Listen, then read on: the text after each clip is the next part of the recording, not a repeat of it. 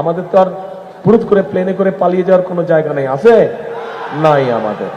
আমাদেরকে এই দেশেই থাকতে হবে। 17 বছর দেশে ছিলাম না, এখন যখন আসলাম দেখলাম চারিদিকে শুধু সমস্যা সমস্যা সমস্যা।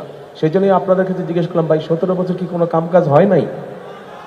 তাই তো দেখলাম এখন কিছুই হয় নাই, যেখানে যাই শুধু এইটা করতে হবে ওইটা করতে হবে। তো চলেন করব আমরা, কিন্তু কাজ তো করতে হবে, নিজের দেশকে তো নিজেদেরই করতে হবে। আমাদের তো আর পুরুত করে প্লেনে করে পালিয়ে যাওয়ার কোনো জায়গা নেই, আছে নাই আমাদের। আমাদেরকে এই দেশেই থাকতে হবে, এটাই আমাদের শুরু, এখানেই আমাদের শেষ, কাজে এই দেশেই আমাদেরকে থাকতে হবে। এখন প্রিয় ভাই বোনেরা, এই স্বাস্থ্য ব্যাপারে, চিকিৎসা সুবিধার ব্যাপারে প্রকল্প তো কতগুলো আছে, যে ঠিক আছে যেটা হাসপাতাল আছে সেটার সিট সংখ্যা কিভাবে বাড়ানো যায় সেটি আমাদের চিন্তা ভাবনার মধ্যে অবশ্যই আছে, সেটিও ইনশাল্লাহ আমরা করব। কিন্তু একইভাবে বিভিন্ন গ্রামে গঞ্জে মা বোনেরা কিন্তু ভালো চিকিৎসা পায় না।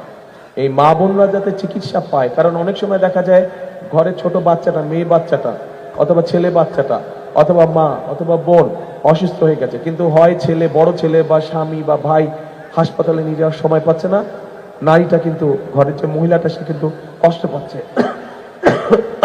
অসুখে, হয় না এরকম? সেই জন্য আমরা গ্রামে গ্রামে হেলথ কেয়ারার, শহীদ জিয়া যেরকম পল্লী চিকিৎসক দিয়েছিলেন, আমরা ঠিক ওরকম আদলে হেলথ কেয়ারার দিব এবং তাদেরকে ট্রেনিং দিব। ট্রেনিং এই জন্য দিব যাতে করে তারা গিয়ে ছোটখাটো অসুখ, মা বোনদের ছোটখাটো অসুখ যাতে তারা ঘরে বসে ঠিক করে দিতে পারে, শিশু বাচ্চাদের ছোটখাটো অসুখ যাতে তারা ঘরে বসে ঠিক করে দিতে পারে।